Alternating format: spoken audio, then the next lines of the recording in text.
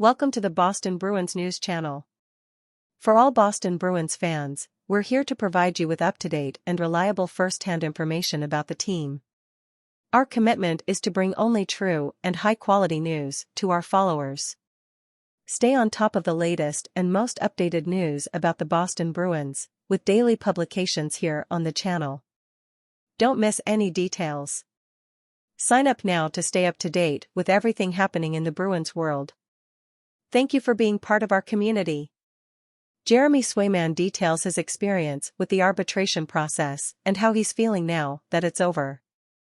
The NHL offseason has slowed considerably.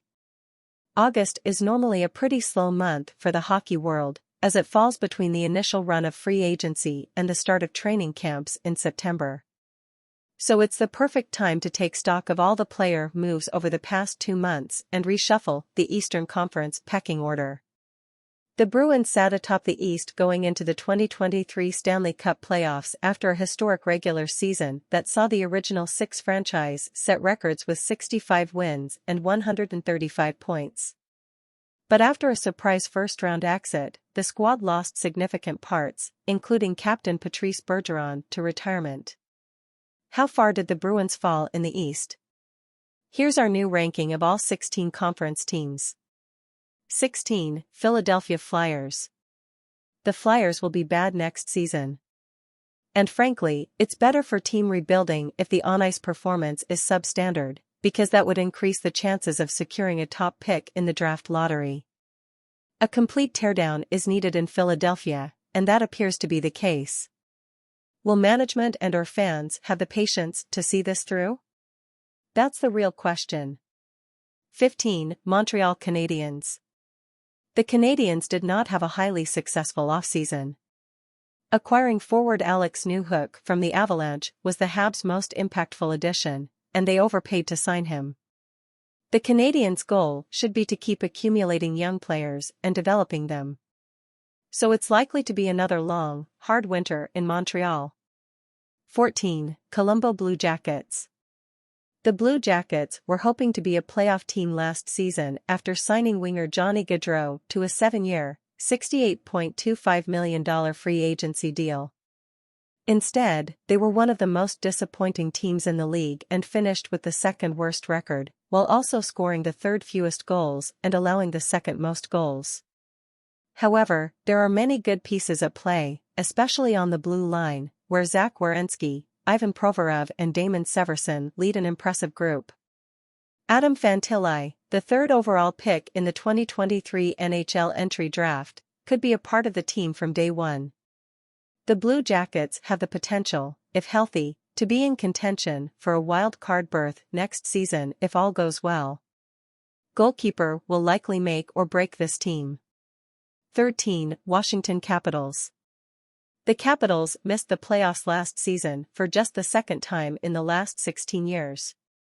Washington is an aging team, with many veterans and few exciting young talent. It's time to rebuild or retool, but the team hasn't committed to that yet. Alexander Ovechkin's continued pursuit of Wayne Gretzky's NHL record 894 goals will be a major storyline for the Capitals next season. Ovi has 822 going into opening night. 12. Detroit Red Wings. The Red Wings built an impressive young core led by Dylan Larkin, Lucas Raymond and Mortiz Seider. Detroit has added two-time 40-goal scorer Alex DeBrincat to the mix via trade, which should give the original six club some additional firepower after finishing 24th in goals scored last season. The Red Wings are ready for a bounce and should be candidates for a wild-card spot. 11. Ottawa Senators. The Senators were a fad pick to make the playoffs ahead of the 2022-23 campaign. The additions of Claude Giroux and Vladimir Tarasenko to a roster that boasted an impressive young core took expectations to an unrealistic level. A 6-12-1 start put the Senators in an early hole that proved very difficult to get out of despite strong pressure for a wild-card berth in the last month of the season. If the Senators' best young players, Tim Stützle, Brady Tkachuk, Josh Norris, Drake Batherson, Jake Sanderson, etc., take another step, they have a good chance of ending their 6-year playoff drought, third in the league. 10. Buffalo Sabres. The Sabres have the league's longest postseason appearance drought at 12 years. However, they made tremendous progress last season, finishing just 1 point short of a playoff spot. Right wing Tage Thompson, 94 points, and defenseman Rasmus Dahlin, 73 points, both enjoyed their 2022-23 campaigns and spearhead a strong young core in Buffalo that is ready to take the next step and make the playoffs. 9. Islanders of New York.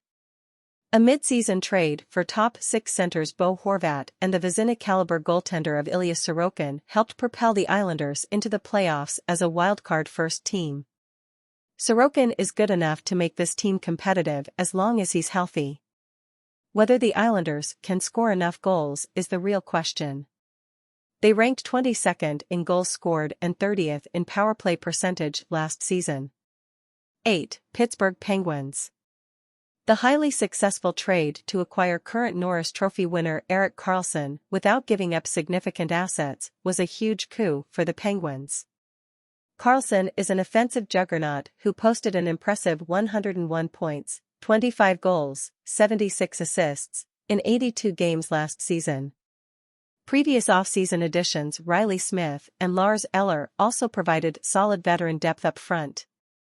The goalkeeper was this team's Achilles heel last season, which made the signing of Tristan Jarry questionable. It's still a little hard to see the Penguins as a serious threat in the East, but any team with Sidney Crosby, Yevgeny Malkin, Jake Gensel and Karlsson will be formidable. 7. Rangers of New York. The Rangers were defeated by the rival Devils in the first round and cost Gerard Gallant the head coaching job. Peter Laviolette has replaced him and he brings a wealth of experience, and a 2006 Stanley Cup ring, behind the bench. New York has many top talents with Artemi Panarin, Chris Kreider and Adam Fox. Igor Shesterkin is one of the best goalkeepers in the league. So there's a strong foundation in place. The concern is depth. How much Blake Wheeler has left in the tank after 12 seasons in Winnipeg? Will we finally see 2020 number 1 overall pick Alexis Lafreniere and 2019 number 2 pick Kaapo Kakko realize their potential? Rangers are in second tier of East contenders, but have the potential to break into the top group if their young players continue to improve and Shesterkin remains an elite goalkeeper. 6. Florida Panthers. How much of the Panthers' shocking run to the 2023 Stanley Cup Final was who they really are, and how much of it was just a few hot months where seemingly everything, clutch marking, puck luck, overtime goals, great goaltending, injuries to opponents, did it work for them? It's probably somewhere in between. Florida's only notable offseason addition was defenseman Oliver Ekman-Larsson, a good low-risk, high-reward play. The depth of the blue line will be challenged at the start of next season, with Aaron Ekblad and Brandon Montour unavailable as they recover from off-season surgeries. The Panthers are tough to play against and have a game-changing MVP-caliber superstar in Matthew Tkachuk. If the goalie is more consistent in the regular season, Florida should easily get back to the playoffs after qualifying by just 1 point in 2022-23. 5. Boston Bruins. The Bruins went all in last season to win the Stanley Cup, and it was the absolutely correct decision based on how well they were playing. But after losing in the first round, the roster has undergone some major changes. Here is the list of players who left. Patrice Bergeron, retirement. Taylor Hall, Commerce. Tyler Bertuzzi, free agency. Tomas Nosek, free agency. Garnet Hathaway, free agency. Dmitry Orlov, free agency. Connor Clifton, free agency. The Bruins have added several veterans in free agency, including 4 Milan forwards Lucic, Morgan Geekie, James Van Riemsdyk and Patrick Brown. Veteran defenseman Kevin Shattenkirk was also signed. These players are mostly depth additions. None of the forwards are of the caliber of the top 6. Shattenkirk will likely play third pair. Losing a significant amount of offensive ability will hurt the Bruins. They won't be number 2 in goals scored again next season. Center depth is also a concern after Bergeron retired. David Krejci could be the next to retire. If that happens, Boston will have lost its two main centers. Despite these defeats, a strong core led by 62-goal scorer David Pastrnak, left winger Brad Marchand and number 1 defenders Charlie McAvoy and Hampus Lindholm remain. Boston also has the league's best goalkeeping duo in Linus Ullmark and Jeremy Swayman. That level of goaltending will make the Bruins a very good team in the regular season next season. But do they have enough depth to win a round in the playoffs? That's the real debate, and we won't have an answer for a while. 4. Tampa Bay Lightning. The Lightning has gone to 3 consecutive Stanley Cup Finals from 2019 to 20 to 2021 to 22. That streak finally ended last season when the Leafs shut them out in 6 games in the first round. It was a close series, with 3 of Tampa Bay's 4 losses coming in overtime. Tampa Bay's superstar core of Steven Stamkos, Nikita Kucherov, Braden Point and Victor Hedman is getting older and has played a lot of hockey over the last 5 years. However, all these players are still very, very productive. The Lightning aren't the juggernaut they used to be, but they remain one of the hardest teams to beat in the league. They have a lot of top talent, the best goalkeeper in the league in Andrei Vasilevsky and a great coach in John Cooper. 3. Toronto Maple Leafs. The Leafs finally made it past the first round last season after not winning a playoff series since 2004. Expectations are still very high in Toronto, however, and the signings of die-hard forwards Tyler Bertuzzi and Max Domi should give the Leafs the grit, clutch scoring, and tenacity that the team lacked in recent playoffs. Austin Matthews' future will be a big story until the situation is resolved. He is entering the final year of his contract and could become an unrestricted free agent next summer. He is a superstar center who can score 50 to 60 goals and is an annual Hart Trophy contender. Toronto should do all they can to sign him again, but the longer he goes without an extension, the more troubling his situation becomes. Star winger William Nylander is also entering the final year of his contract. Already leave your like in this video, because it is very important so that you don't miss any news from the Bruins, which we will post on this channel at any moment. Thank you. Continuing. 2. New Jersey Devils. The Devils will be a hot pick to win the Stanley Cup next season, and with good reason. Jack Hughes became a star. He is surrounded by plenty of talent up front including Nico Hischier, Timo Meier, Jesper Bratt, Dawson Mercer and the newly acquired Tyler Toffoli. Much-touted defensive prospect Luke Hughes could also make an impact next season. Goaltending is still a question mark, but the Devils are going to be a problem next season. This team is primed for a long playoff streak. 1. Carolina Hurricanes. The Hurricanes are the most complete team in the East.